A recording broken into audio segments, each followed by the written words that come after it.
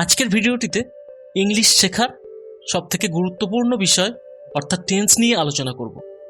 তুমি সঠিক ইংলিশ লিখতে বা বলতে চাইলে তোমাকে টেন্স শিখতেই হবে। টেন্স ছাড়া নির্ভুল ইংলিশ লেখা বা বলা কোনোটাই সম্ভব নয়। আমার পরবর্তী ভিডিওগুলোতে আমি কয়েকটি পর্বে ভাগ করে খুব সহজভাবে তোমাদের টেন্স বোঝানোর চেষ্টা করব। আশা করি যে আমার ভিডিওর প্রতিটি পর্ব মন দিয়ে দেখলে এবং মনে রাখার জন্য সেগুলো লিখে নিলে জীবনে আর কোনো দিন টেন্স নিয়ে কোনো সমস্যা হবে না। আর এই টেন্স শুধুমাত্র স্টুডেন্টদেরই যে কাজে লাগবে এটা কিন্তু নয়, এটা বাচ্চা বড় সবার কাজে লাগবে। আপনি শিখতে না চাইলে সেটা আপনার ব্যাপার, বাট কালকে আপনার বাচ্চা আপনাকে টেন্স নিয়ে কোনো প্রশ্ন করলে আর আপনি সেটা বলতে না পারলে আপনার কোনো মান সম্মান থাকবে কি? শেখার কোনো বয়স হয় না, তাই সময় থাকতে ফ্রিতে শিখে নিন। এই টেন্স শিখে আপনি চাইলে আপনার জীবিকাও উপার্জন করতে পারবেন কিছু বাচ্চাদের টিউশন করে। চলুন আর সময় নষ্ট না করে টেন্স শুরু করা যাক।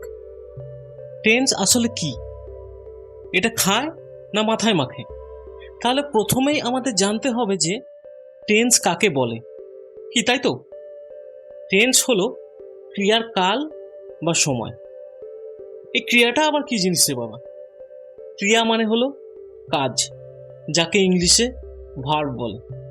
তার মানে কোনো ক্রিয়া বা কাজ যে সময় সম্পন্ন হয় বা ঘটে থাকে সেই সময়কালকেই বাংলায় ক্রিয়ার কাল আর ইংলিশে টেন্স বলে।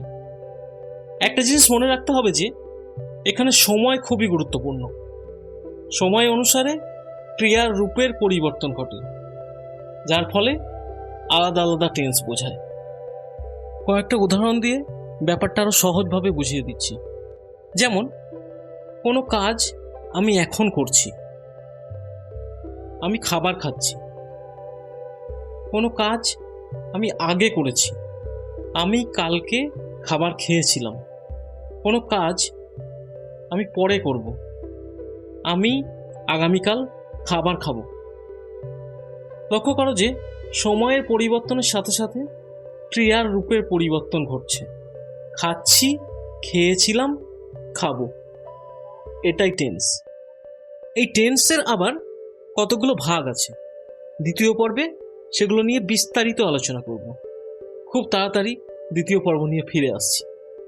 সব পর্বগুলো দেখে সহজভাবে টেন্স শিখে নিতে হলে চ্যানেলটাকে সাবস্ক্রাইব করে নাও, আর ভিডিওটা যত বেশি সম্ভব শেয়ার করে দাও।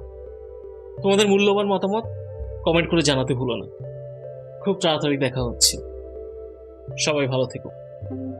Subscribe the channel and like and share the video.